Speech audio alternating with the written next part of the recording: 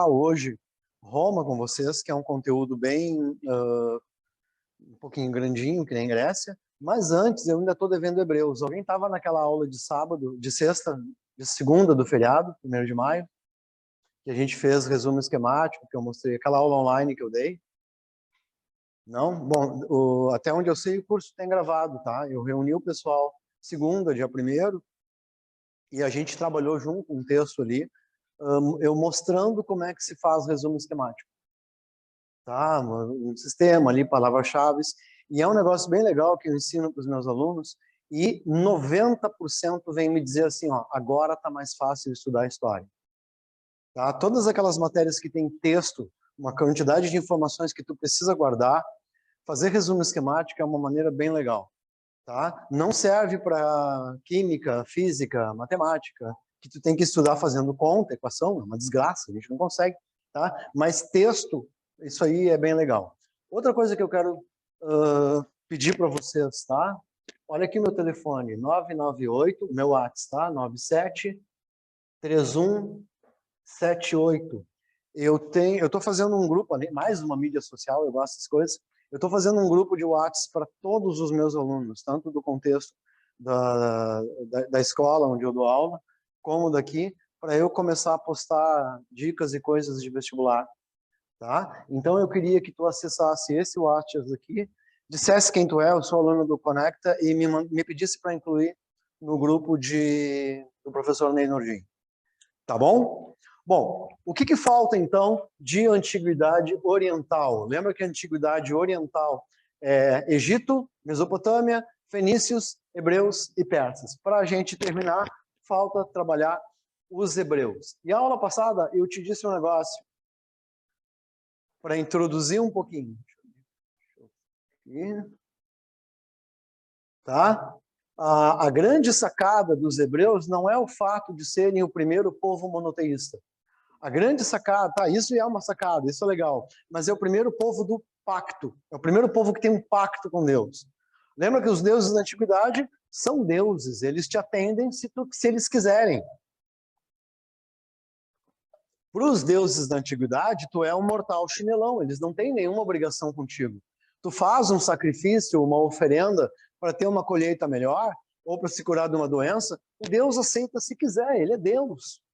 Agora não, o primeiro Deus que tem um acordo contigo, e esse acordo é os 10 mandamentos de Moisés, tá? É o Deus dos hebreus. Então não é só o monoteísmo que é uma coisa interessante. Bom, agora eu fico descendo e subindo aqui, aqui tu ainda consegue enxergar, né? Tá? Olha aqui, eles estão fixados em Ur, na Mesopotâmia, nesse momento são os descendentes de Abrão, em algum momento tem um problema climático ou um problema de seca, de estiagem, e eles acabam migrando para Canaã, na Palestina. Tá? Isso aqui é o período dos patriarcas, tudo nome que a gente já viu nas novelas da Record, né? Abraão, Isaac, Jacó. Eles vivem um povo agricultura e pastoreiro, bem neolítico e desenvolvido. E olha aqui, a grande sacada, monoteísmo, o pacto. O pessoal aqui está me vendo? Não? Eu boto isso aqui para cá? Assim? Olha aqui. E aí a gente vai formar as 12 tribos de Israel. Tá? Se tu está anotando isso aqui, eu não tenho para ti. Se tu está anotando, bota aí monoteísmo, o pacto, 12 tribos de Israel. É a coisa importante dessa parte do slide. Tá legal? Bom, em algum momento, eles saem da Palestina, eles não são nômades, tá? O nômade está constantemente em movimento, eles estão procurando, acontece alguma coisa no lugar onde eles estão e eles ficam procurando outros lugares. Eles vão para o Egito. Tá? Todo mundo conhece muito bem a historinha dos hebreus no Egito. É fato, tá? Eles chegaram lá, tiveram permissão do faraó para entrar, se instalar, arrendaram uma terra. Aconteceu alguma coisa, alguma xenofobia contra eles, que em um momento o faraó decretou a escravização dos hebreus. Tá? Lembra, não tinha a escravidão no Egito Antigo, não era uma coisa predominante. O Egito tinha escravos até muito mais no âmbito doméstico do que na agricultura. Na agricultura eles são servos. Eu cheguei a te mostrar os felás. tá? Mas os hebreus acabaram sendo escravos de fato. Eu nunca vi uma coisa que me desse prova histórica da existência do Moisés, mas o êxodo aconteceu. O êxodo é fato. Tá? E eu já vi textos que disseram que foi na época do Ramsés II, e eu já vi textos que diziam que era o nome de um outro faraó lá, que eu não vou me lembrar agora. Só que aí, cara, eles voltam para Canaã. E tu conhece a historinha bíblica que eles ficam 40 anos andando no deserto e tal, e Deus disse para eles que a Palestina é a terra prometida. Mas Deus esqueceu de dizer um pequeno detalhe, que a Palestina não estava vazia. Tá? Eles tiveram que enfrentar uns caras chamados cananeus e filisteus. Até hoje, se tu prestar atenção, quando tu vê judeu xingar alguém, uma das palavras que ele vai usar é esse filisteu. Tá? É porque já está entranhado no folclore deles um povo inimigo, um povo que eles tiveram que enfrentar para ter direito à terra prometida. De qualquer maneira, eles chegaram e se instalaram. Tá? Aqui, cara, o êxodo, escravização, tudo bem. A volta para Canaã, lembra? Canaã é a Palestina, é a terra prometida deles, e deu. Enquanto tu está copiando, eu tenho que conseguir disponibilizar para vocês o resumo esquemático da aula de Grécia hoje.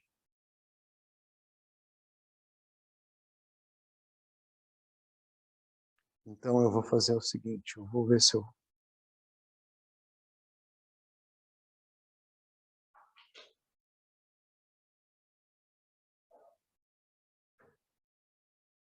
Quem me mandou mensagem aqui,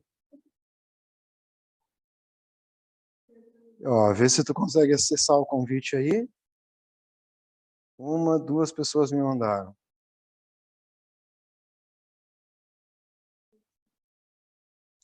Aí, cara, o que eu vou fazer? Tá, deixa eu terminar Hebreus, eu sento e dou o material de Roma, porque aí a gente faz que nem a aula passada, tá? Tu não precisa copiar nada, quando a gente fez de Grécia. Eu te dou o resumo completinho de tudo que vai aparecer no slide, porque Roma é bastante coisa, tá? E aí é a criação do reino de Israel. Só que ainda não é o reino, é o período dos juízes, tá?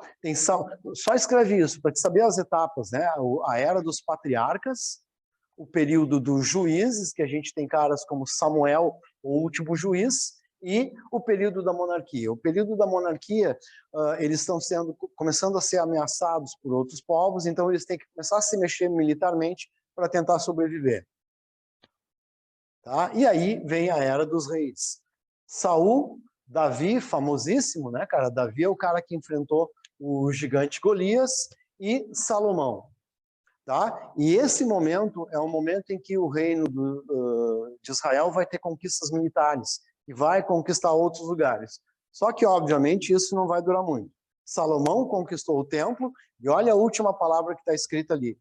O que eu venho te dizendo em algumas aulas? Comércio é a chave do desenvolvimento da civilização. Onde tem desenvolvimento comercial, vai ter outros desenvolvimentos também. Tá? E no período de Salomão, eles têm um período de bastante desenvolvimento comercial. Estão copiando alguma coisa? Copia Salomão, copia desenvolvimento comercial e copia período dos reis. Eu quero passar para Roma. Passa para Roma. Como é que foi o fim de semana? Tudo bem? Eu estava com uma treta que talvez eu tivesse que faltar segunda que vem, mas acho que eu vou conseguir vir. Vamos lá. Tá? Agora o reino está grande e ele vai começar a passar por um enfraquecimento, depois de Salomão. Todo mundo sabe que Salomão ficou para a história como um rei muito sábio e tal, e aí o reino se divide. O reino de Israel ao norte e o reino de Judá ao sul. Lembra que eu te falei lá atrás, na Mesopotâmia, que o Nabucodonosor era aquele soberano que tinha escravizado os hebreus, o cativeiro da Babilônia, que depois o Ciro da Pérsia vem e liberta os caras e permite os caras voltarem para casa, tá? Eles são dominados por Alexandre o Grande e depois eles viram província do Império Romano. Detalhe, tem uma aula aqui que eu te falei a diferença entre migração e diáspora. E aí eu citei a diáspora judaica. Olha ali, ó. quando Israel virou província romana, eles incomodaram tanto, eles se revoltaram tanto, eles fizeram tantas rebeliões, que chegou uma hora que baixou o exército romano, destruiu o templo de Salomão e disse assim, ó, fora daqui, vocês estão expulsos dessa área. E aí eles tiveram que se espalhar pelo mundo. Isso foi no ano 70 depois de Cristo, tá? 70 AC ali, tá errado, eu escrevi errado. E eles ficaram um povo sem pátria até 1948. Gente, me deem exemplo de outros povos sem pátrias que vocês conhecem. É questão de atualidades. Não? Uns caras que o Saddam Hussein, na época da guerra do Iraque, lá tentou aproveitar a guerra para exterminar. Os curdos, eles reivindicam a criação do Kurdistão, que pegam a parte sul do Iraque, acho que pegam um pedacinho da Turquia, pega alguns países ali. Outros caras que vocês conhecem, que eu tinha medo quando eu era pequeno, os ciganos. Tá? Os ciganos são um povo que eles têm uma cultura, eles tentam, em alguns lugares, eles tentam se articular politicamente, mas eles não têm pátria, eles vagam por aí. Tá? E o outro, até 1948, eram os judeus. O movimento sionista, ele começa no final do século XIX, tá? Que eles começam a pegar grandes comerciantes e financiar, e eles começam a olhar, poxa, onde é que a gente pode comprar uma terra e começar a migrar para lá e fazer um lugar judaico, tá? Consideraram alguns lugares, mas acabaram voltando para Jerusalém, tá bom? E sabe que depois do nazismo, depois que a Europa toda ficou chocada com o que tinha acontecido ali no Holocausto, né, cara? Isso aí beneficiou eles politicamente e a ONU, em 1948, deu ok para eles criarem um Estado de Israel ali. Esqueceram que era um lugar árabe e tal, eles estão brigando até hoje por causa disso. Tá bom? Com isso, a gente termina os Hebreus. E agora eu vou tentar fazer uma coisa. Ó, a Juliana também mandou mensagem. Quem eu mandei o link, conseguiram? Tá. Então, deixa eu ver se eu botei em algum lugar. Botei. O resumo esquemático de Grécia vocês receberam? Chegaram a receber?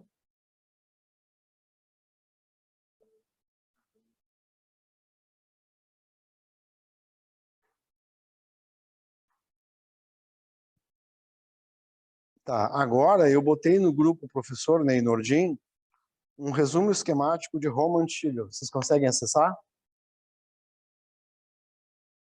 Deem uma tentadinha ali para mim, por favor, e confirmem, porque aí eu dou a aula.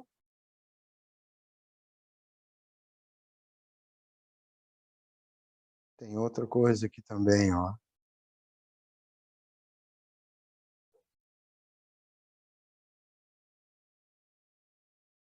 E eu vou botar um link de um vídeo ali, de um canal muito bom que tem no YouTube, professor Ney Nordin, eu aconselho para todo mundo, que é um vídeo de migrações bárbaras, porque nessa aula de Roma eu vou falar rapidamente de migrações bárbaras, mas eu não vou entrar no tópico, tá?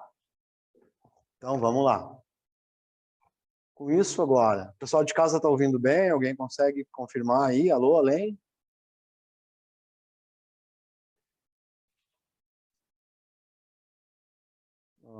Acho que eu vou ter que pedir socorro para a Tainá.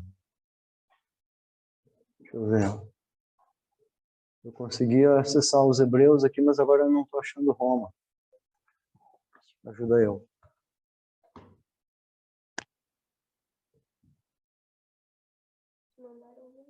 Ah, legal.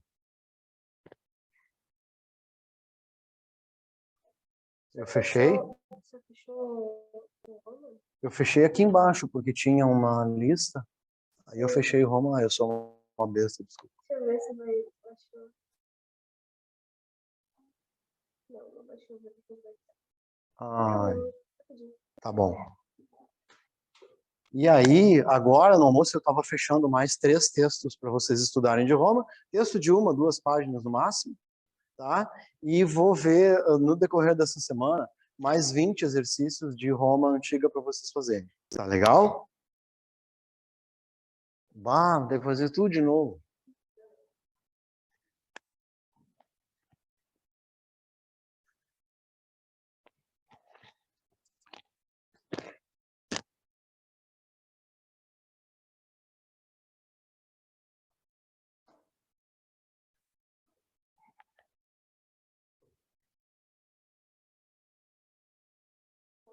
É só o de Roma agora.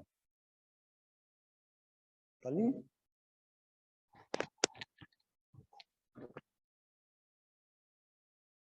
Ah, você abre o site, você não chega a baixar ele, é isso?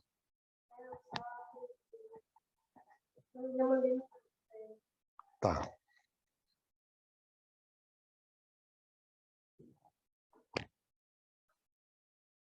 Obrigado, obrigado.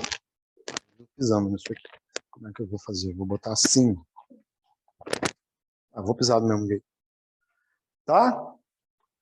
Cara, eu acho Roma é muito legal. Eu gosto muito de estudar. A primeira coisa que tu tem que pensar falando de Roma é a seguinte frase: nada foi como Roma. Se tu quiser, escreve aí no teu caderno. Nenhum império da antiguidade foi tão grande ou tão duradouro quanto Roma. O Império de Alexandre, o Grande foi Alexandre o Grande foi grande, até o Império Persa foi grande, mas a duração deles perto de Roma, que chegou aos seus 1000 anos de existência, não se compara.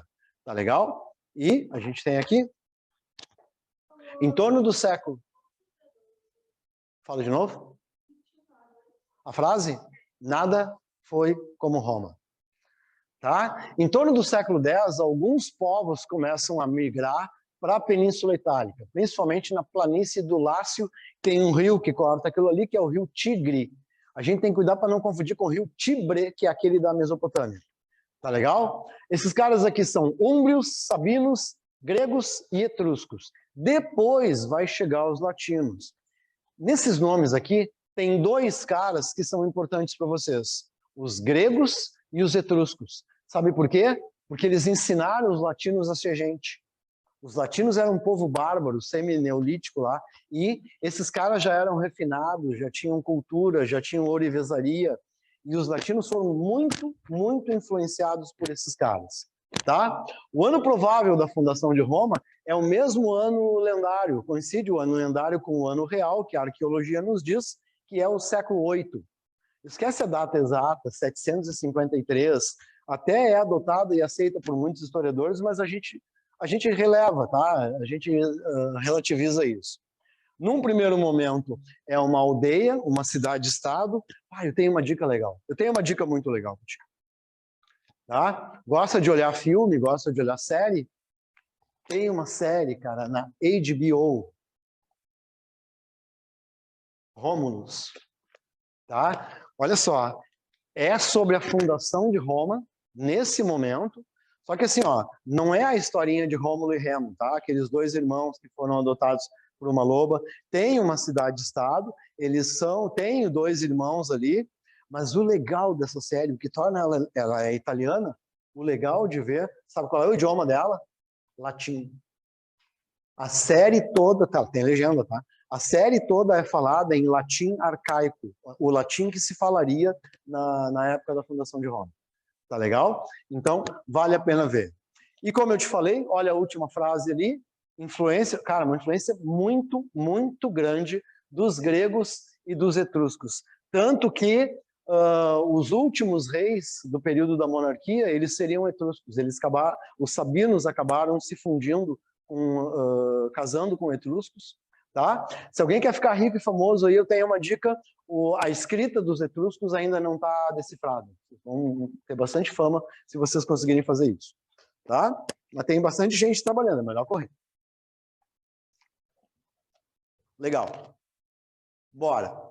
De agora em diante, quando tu pensar em Roma Antiga, tu vai pensar em 3 fases históricas, tá? Não precisa anotar as datas ali: a fase da monarquia, a fase da república e a fase do império. Monarquia é porque tinha um rei, e esse rei, em alguma medida, ele vai entrar em conflito com os patrícios, tá? O último rei do período da monarquia, um cara chamado Tarquínio, o Soberbo, ele vai tomar uma rasteira do Senado, porque ele está disputando o poder com o Senado. Na República, agora é o Senado, é o órgão máximo de poder, até a gente chegar no Império, onde tem os imperadores, alguns mais sãos e alguns também muito malucos que a gente vai ver. Gente, uma notícia boa para vocês é que a monarquia é mais difícil aparecer em vestibular, tá? Onde os caras fizerem uma questão de vestibular, tanto o Enem, que de vez em quando aparece, como o vestibular da URGS, vai batata, cara. A maior chance é cair questão do período da República, tá? O período da República é o período em que Roma começou a crescer, em que Roma vai se tornar, na prática, um império, mas depois ele vai ganhar o nome de império porque vai ter imperadores, tá bom? Então, se tu tá copiando aqui, não tá copiando porque tu tem tudo anotado aí no slide que eu te dei, tá? Então não precisa, tu vai anotar algumas coisas que eu pedi. Cara, sempre a gente vê a estrutura social, né, cara? E isso aqui vai, durante quase todo o período de Roma, vai se estabelecer, mas já na República vai ter mudança. Por agora, a gente está falando nos patrícios, que são a grande nobreza, as famílias tradicionais, a gente está falando nos clientes, que são caras menores, a gente está falando nos plebeus. Os plebeus, eles são não proprietários e eles vivem de favor, numa espécie de servidão, ao serviço das famílias. A maioria das pessoas em Roma, a maioria não, a maioria é escrava, mas de população livre, os plebeus são muito numerosos. Tanto que eles que vão começar aquelas revoltas que o vestibular gosta, que são o período conhecido como lutas sociais, tá? E escravo. Eu te falei há pouco tempo assim, ó, de agora em diante, sempre que tu pensar em Roma, tu vai pensar em monarquia, república e império. E de agora em diante, sempre que tu pensar em Grécia e Roma, tu vai pensar na palavra escravo. Escravidão e guerra é a base da economia deles. Tá? Um romano não faz nada sem ter um escravo por perto para ajudar. Mesmo as famílias que são mais pobres. Tá? Se o cara não for absolutamente miserável, que ele esteja quase se tornando na posição de um escravo, a família vai dar jeito de ter um escravo ali, alguém para ajudar nas tarefas e botar para trabalhar. Três maneiras básicas de ficar escravo em Roma. Primeiro é nascer escravo, ser filhos de escravo. Segunda é ser prisioneiro de guerra. Os romanos, eles não matavam todo mundo. E quando eles entravam numa guerra para dominar um povo, eles matavam os soldados só até o necessário, porque quem sobrevivesse ia virar escravo em Roma. A terceira maneira é dívidas. Mesmo tu sendo um cidadão e até um patrício, se tu tiver dívidas que tu não pode pagar, tu vai parar na frente de um juiz e o juiz vai te dizer, olha, tanto tempo tu vai ter que ser escravo desse cara. Mas isso funciona até um determinado período, porque depois foi proibido. Muitas pessoas da alta sociedade estavam se endividando e estavam pegando mal fazer esses caras tudo virarem escravos. Tá bom? Vamos lá. Bom, como eu te falei, o período das revoltas sociais, tá? Cara, e assim, ó, vai chegar um momento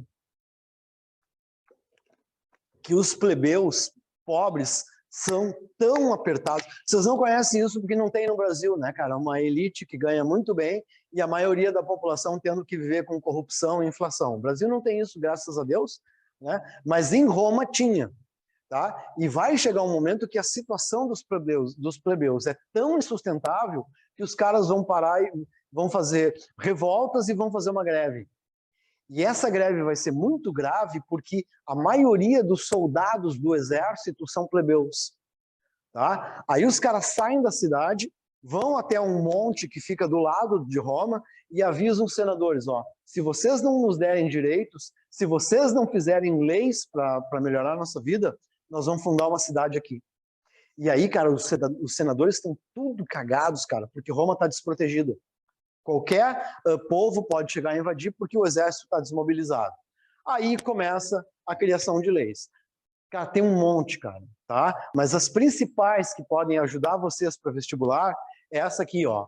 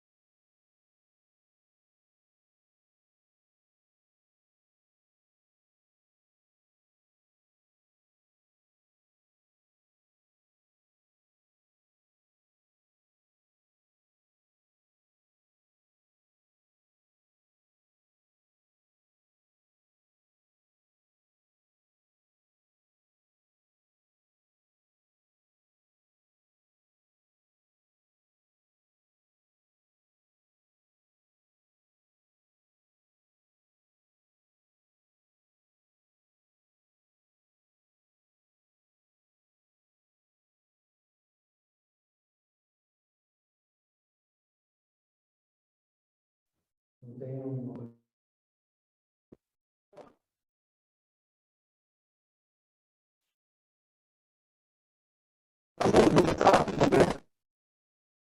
que eu fiz? Tá, bem agora? Bom, olha só, cara, a sociedade romana é extremamente tradicional e extremamente paternalista.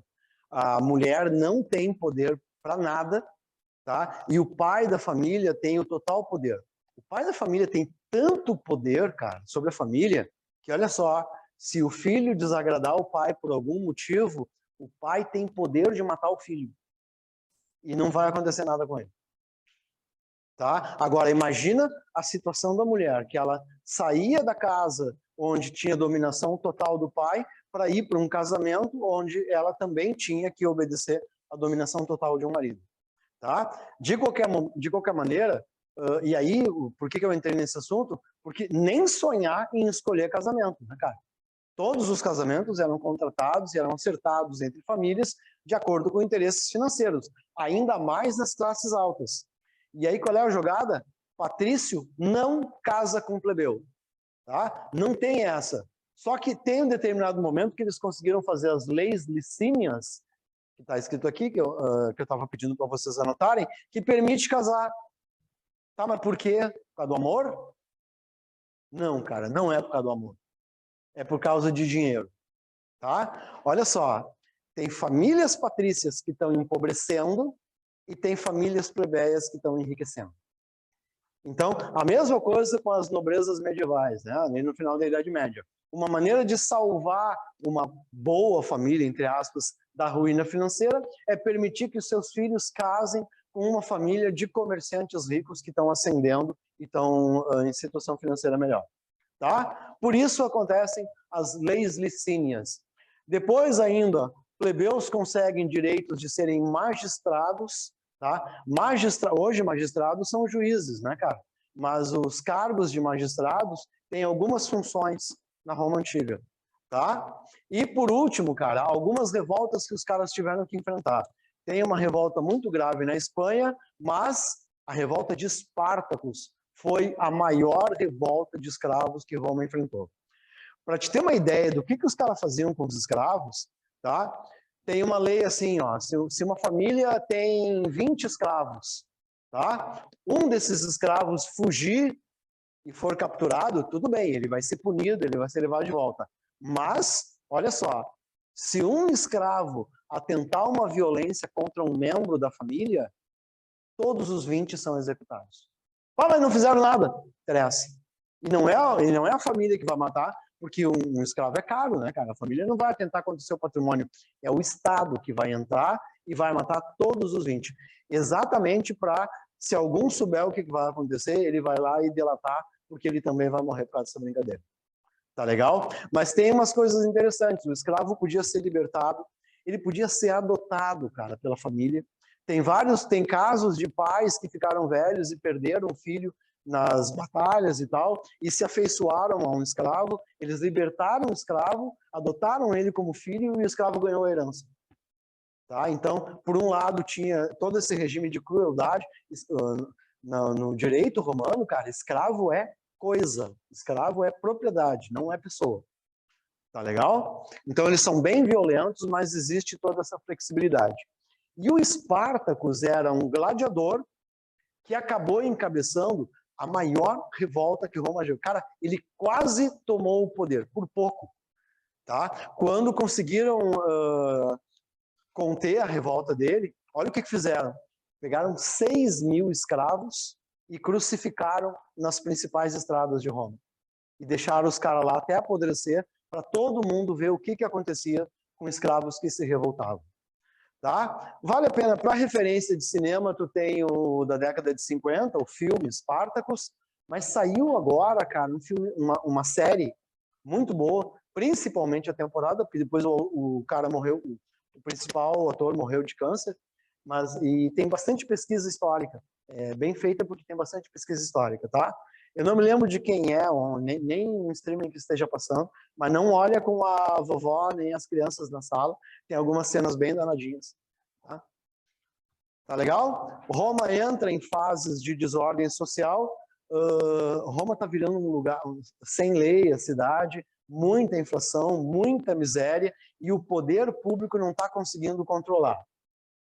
Mas vamos lá, vamos tocar o barco. Ainda é a Roma de dentro da península, tá? Alguns caras vão vir e vão fazer reforma.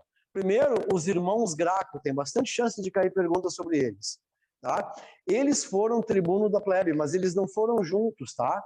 Um foi tribuno e depois ele morre, e 10 anos depois, o outro irmão acaba sendo tribuno da plebe.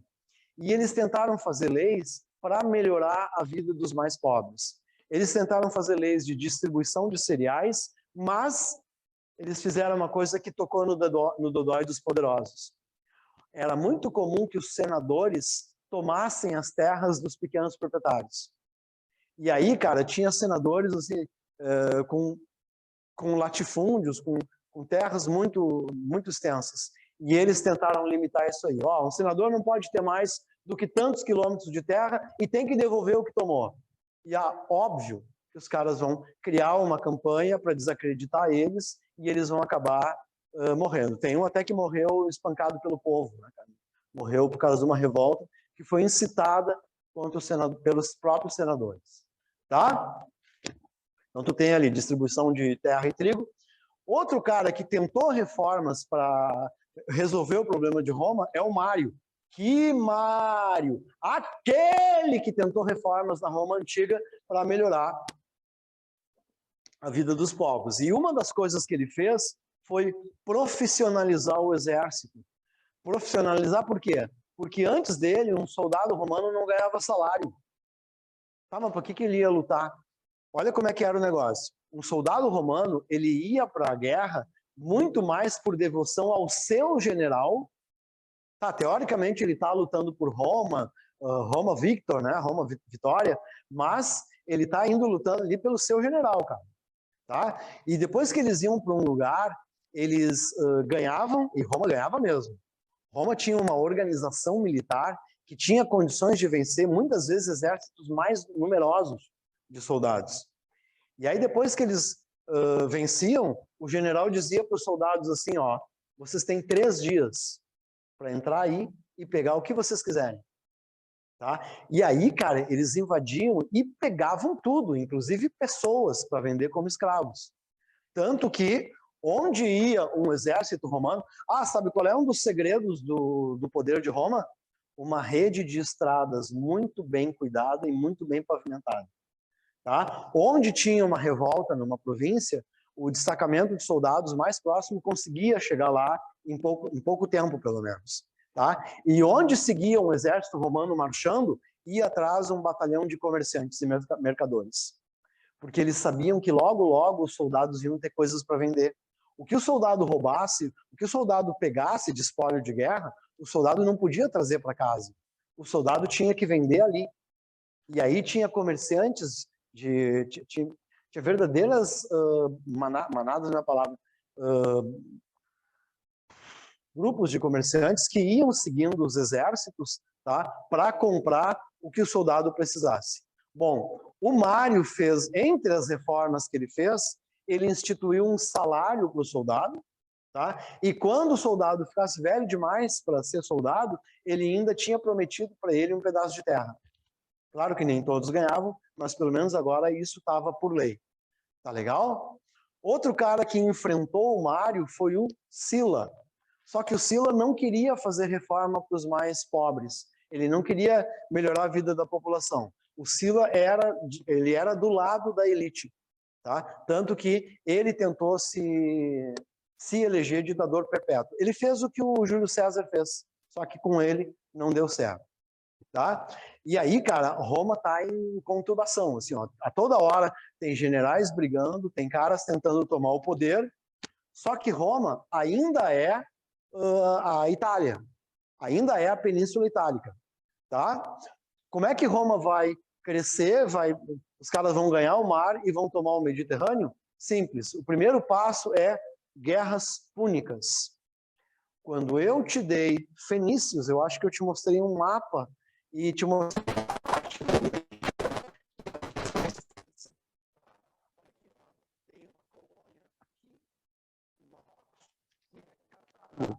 essa colônia é uma colônia fenícia e esses caras não davam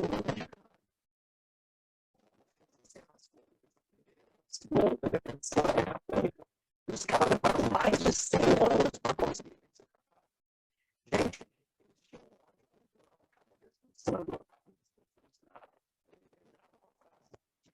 seja destruído. Eles queimaram nunca mais esse nada ali. A partir daí, eles conseguiram pular para fora. Se não, se a gente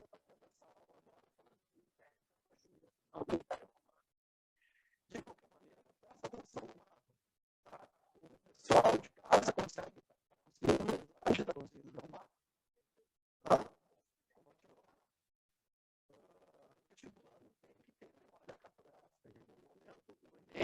vestibular, eles vão te jogar um mapa e vão te fazer uma pergunta a respeito desse mapa. Qual é a dica para saber se é um mapa do Império Romano? Seguinte, ó, é o único que faz a volta no Mediterrâneo. Tá? Os caras conquistaram a Espanha ali, a Gália, o Marrocos, Jerusalém, tá? Mas nenhum outro império conseguiu essa façanha de fazer a volta no Mediterrâneo. Eles chamavam o Mediterrâneo, como é que tá o latim de vocês? Mare Nostrum, o nosso mar. Tá bom?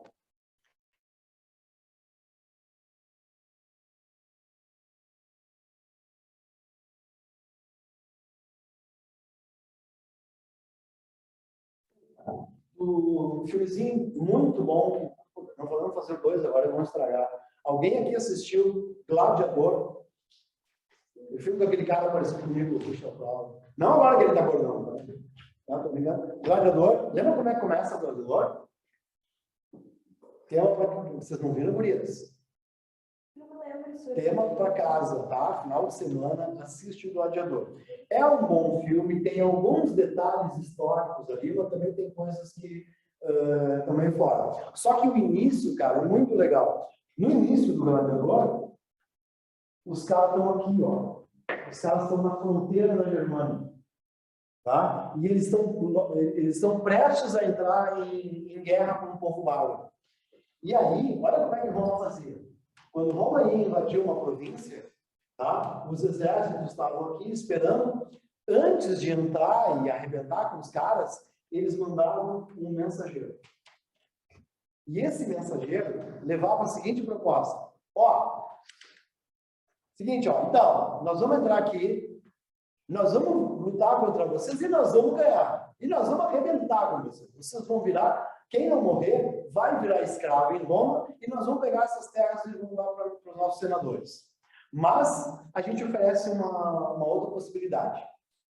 Tá, então o que é? Vamos ver. A gente não mexe em nada, vocês continuam vivendo a vidinha de vocês, a gente só deixa os soldados aqui para dar uma olhadinha e tal, mas o que vocês produzem mesmo? É prata, é trigo, é videiras, qual é as riquezas da economia de vocês? Por ano tem que pagar tanto. E tanto é tanto. Tanto que, olha aqui, ó, não dá para ver os sinaizinhos, mas todo esse mapa aqui são as redes de estradas do Império Romano e os produtos que vão para Roma.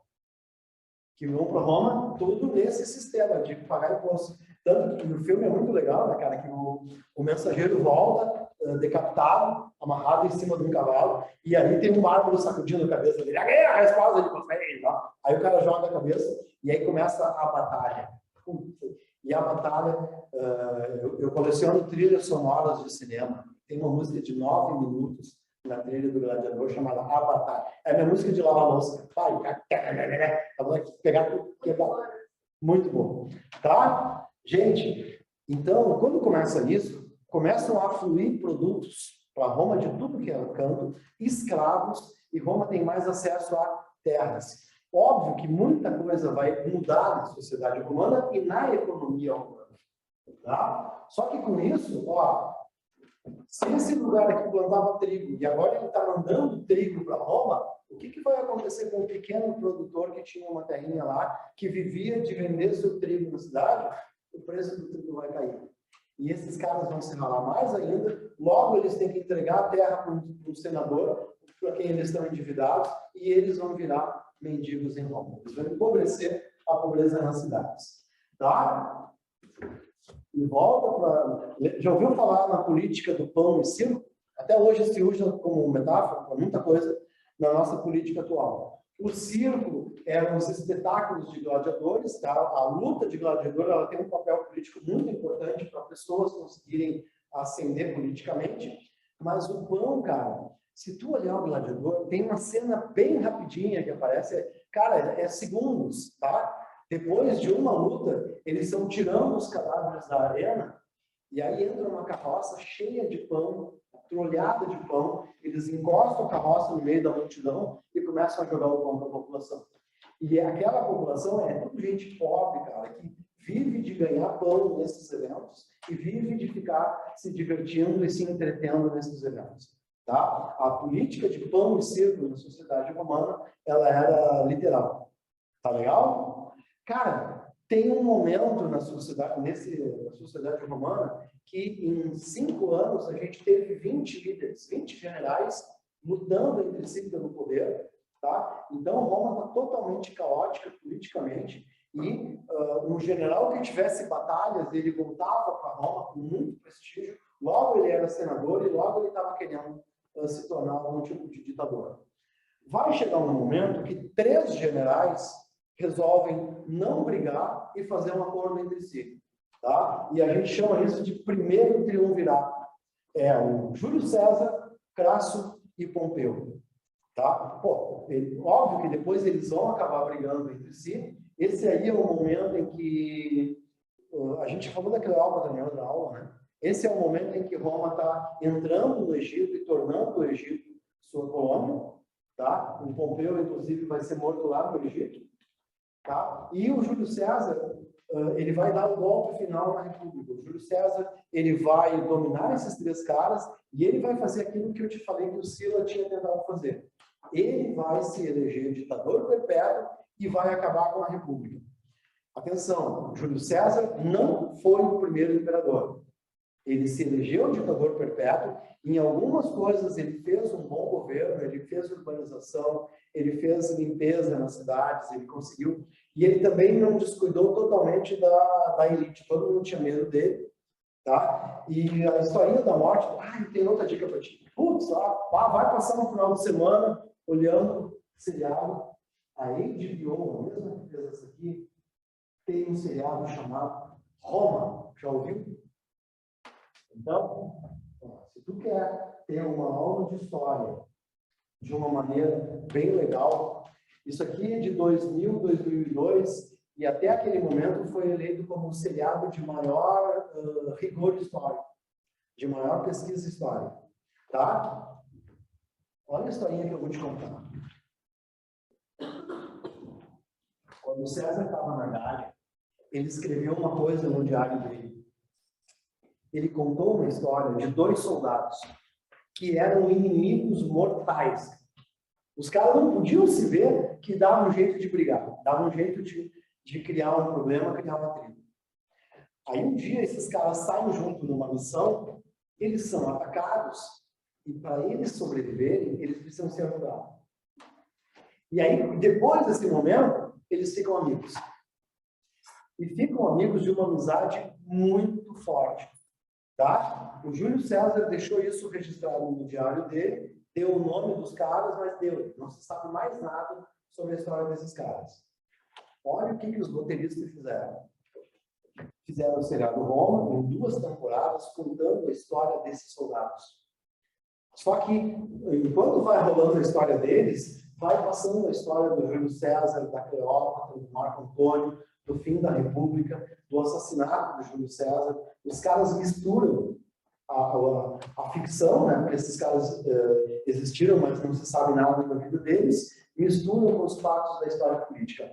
É show de olhar. É uma das melhores coisas que eu já vi em termos de seriado histórico. Tá? De novo, não olha com a vovó, nem com criança na sala, que tem umas cenas que não dá para a família assistir.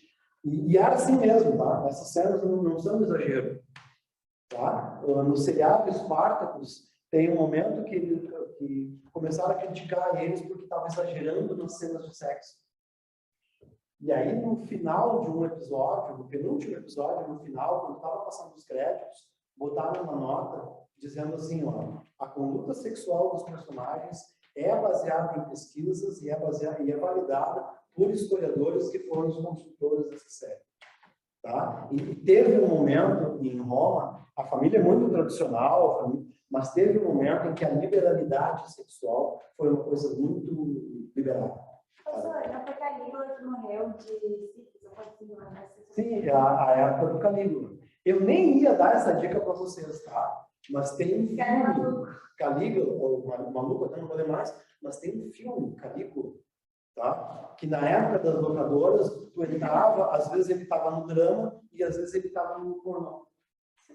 E quando eu fui para a faculdade, eu comentei sobre um professor meu que era especialista em Roma, e era assim, o que aparece ali está condizente com a sociedade. Tá, os caras exageraram, o filme foi pago pela Penthouse, né, que era a principal concorrente da Playboy, mas o filme tinha fundos históricos. Daqui a pouco a gente vai falar do Calígula. Tá? Quando o Júlio César morre, vem o segundo triunvirato, que é o Marco Antônio, o Otávio e Lépido. Só que o Marco Antônio chuta o balde, né, cara, porque ele se apaixona pela Cleópatra e resolve ficar no Egito. Ele abandona a mulher, ele abandona o cargo de senador que ele tinha, ele abandona toda a vida dele em Roma e resolve ficar no Egito reinando com a Cleópatra. E óbvio que Roma não vai deixar isso sem uma resposta e vai levar exércitos para retomar o Egito. E esse cara aqui, ó, o Otávio, que era um protegido, um adotado do Júlio César, acaba subindo o imperador. Ele é o primeiro imperador de Roma, o Otávio Augusto. E esse cara vai mudar todo o sistema religioso, até, porque até então o panteão dos deuses romanos é muito baseado na Grécia. Só que nenhum governante na Grécia foi considerado Deus. E o Otávio, ele já era chamado de Otávio Augusto, porque ele próprio chegou a se decretar como Deus. Tá? Nada como um faraó egípcio. O povo nunca entendeu ele como Deus, como era no caso dos egípcios. Mas rolava o papo de que ele era um dos deuses. Ele tentou fazer isso. De qualquer maneira, foi um governo de bastante estabilidade. Ele conseguiu equilibrar o poder e contentar as classes. Apareceu um nome ali, ó, nobreza e cavaleiros. Tá? Sabe quem são os cavaleiros? Sabe o exemplo que eu dei há pouco tempo atrás das leis licínias? Aristocracia empobrecida com plebeus enriquecidos? Os cavaleiros são comerciantes que têm a sua origem plebeia, mas que agora estão enriquecendo. Então, eles já estão conseguindo conquistar direitos e já tem o imperador romano dando trela para eles, dando voz para eles. Tá? O cara reinou 44 anos, foi o imperador que mais reinou.